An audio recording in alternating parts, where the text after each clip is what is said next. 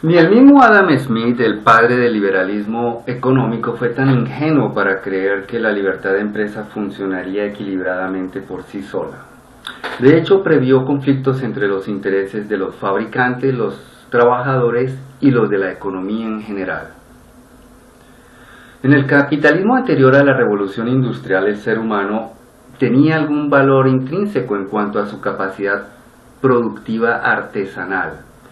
Con la mecanización y división del trabajo iniciada en el siglo XVIII en Inglaterra, repentinamente el hombre como individuo perdió valor para la economía capitalista. Su trabajo era fácilmente reemplazable. Se convirtió en simplemente un eslabón más de la cadena productiva.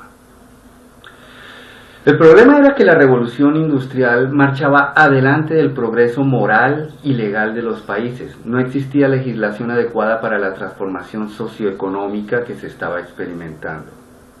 Nadie en su sano juicio puede negar las desigualdades y males sufridas por las naciones durante los siglos XVIII y XIX. En el anterior micro,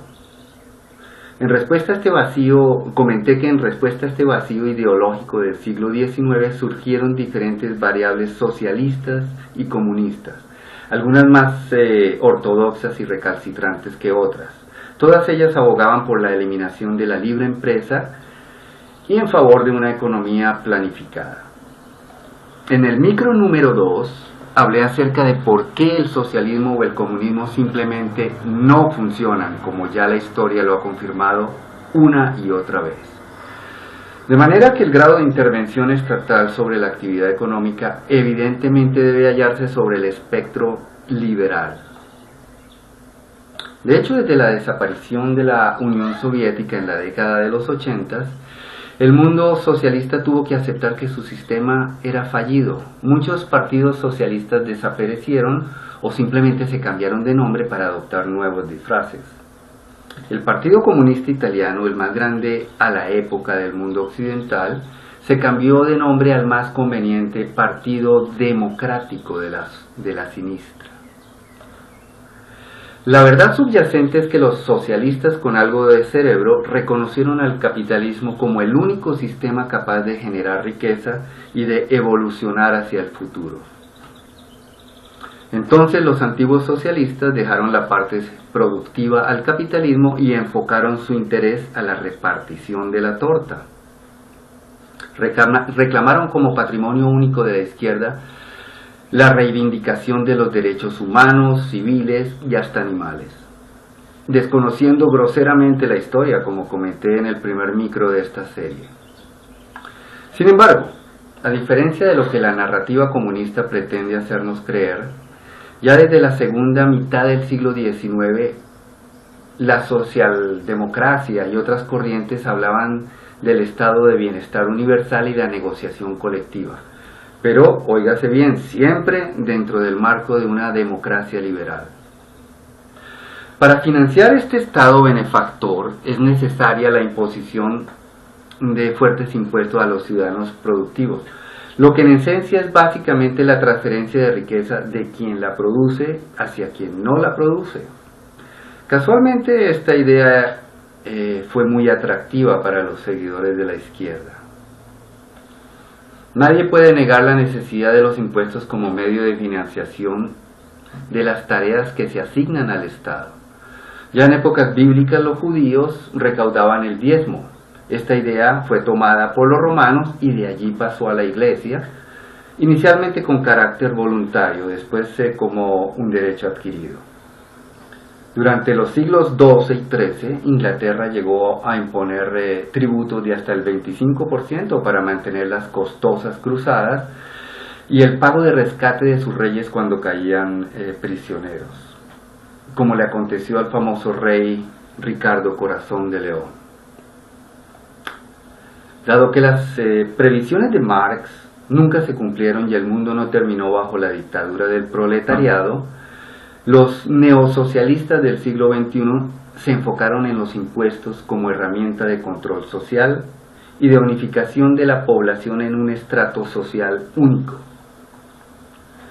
La aplicación de este control social se hace actualmente a través de del eufemísticamente llamado sistema progresivo de impuestos, y es implementado actualmente no solo en Europa, sino en los mismos Estados Unidos. Sistemas como el alemán están diseñados de manera perfecta para evitar el enriquecimiento individual. A medida que una persona tiene un ingreso bruto mayor, también su nivel de impuestos se incrementa, de manera que no importa cuánto o qué inteligentemente usted trabaje, al final terminará con la misma cifra neta en sus manos de aquel que tiene un ingreso bruto menor.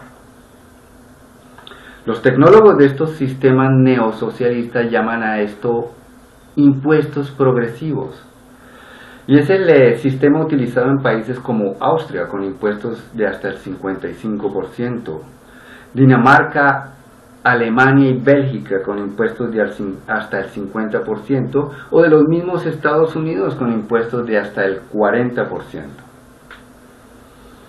Ciertamente ni un antiguo romano, ni un ciudadano medieval, ni un trabajador del siglo XIX estarían de acuerdo con esta carga fiscal.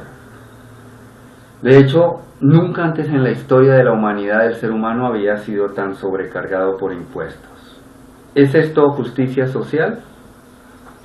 Desde la óptica del subsidiado, obviamente sí, pero desde la óptica del subsidiante es una verdadera pesadilla.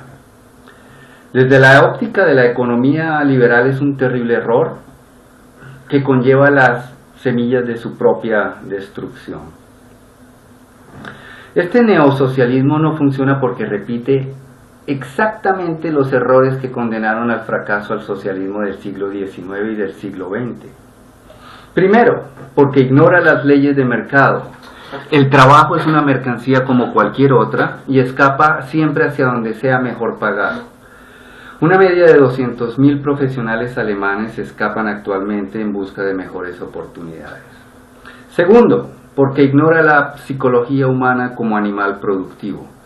Simplemente a nadie le gusta ser despojado del fruto de su propio trabajo y por el contrario se siente estimulado a la producción cuando puede gozar de lo producido. Tercero, porque ignora la tendencia del ser humano hacia la libertad. Entre mayor es el poder del Estado, menor será el control del individuo sobre su propio destino. Usualmente esto es considerado muy molesto. Cuarto, porque inevitablemente este sistema quebrará económica y socialmente. La porción improductiva de la sociedad crecerá inevitablemente, a la vez que se empobrecerá por recibir menores subsidios.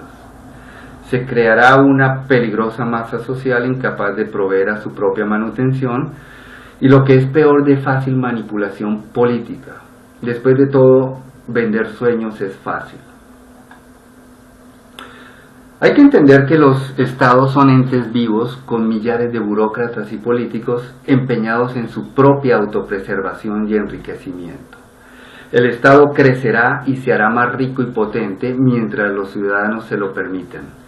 Invadirá cuanta esfera personal pueda, grabará y regulará todo lo que le sea posible. Basta mirar las economías europeas para darse cuenta. En este punto retornamos a la pregunta inicial del micro. ¿Hasta dónde debe intervenir el Estado? Los modernos estados nacionales tuvieron origen en Europa como respuesta al caos que dejaba el moribundo medioevo, y sus funciones básicas fueron la integridad territorial, la administración de la justicia y la ejecución de obras públicas de interés colectivo. Con Carlomagno en el siglo VII y octavo y noveno, se inició el interés del Estado por la educación y la sanidad pública. Siendo la esencia del capitalismo la igualdad de oportunidades y la libre competencia, probablemente el Estado no debería extenderse más allá. De hecho, el Estado siempre se ha demostrado un pésimo administrador de recursos, dado que tiene sus propios intereses, como dije previamente. Por tanto, debería limitarse su función a árbitro y juez en el juego de la libre competencia y dejar la producción de bienes y servicios a la empresa privada. La discusión sobre el nivel de impuestos justos es materia de discusión entre ciudadanos de cada país y región, y no es una cuestión a definirse en parlamentos que muchas veces ni siquiera son representativos de la voluntad popular. Si me preguntan mi opinión, por constitución al Estado se le debería prohibir colocar impuestos personales cuando los ingresos son menores a $100,000 anuales.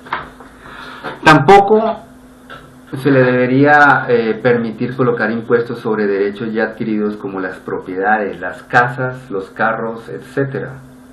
O imponer impuestos a rentas legalmente ganadas como las pensiones y los alquileres.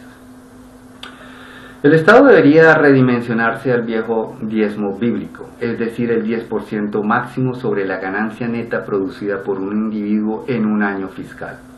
Cualquier extralimitación debería considerarse un robo institucionalizado. Pero, ¿quién controla un Estado hipertrófico con monopolio de las armas? ¿Qué capacidad real tiene el ciudadano en nuestras democracias para poner límite al poder del Estado? Pues ese será el tema del cuarto micro de esta serie.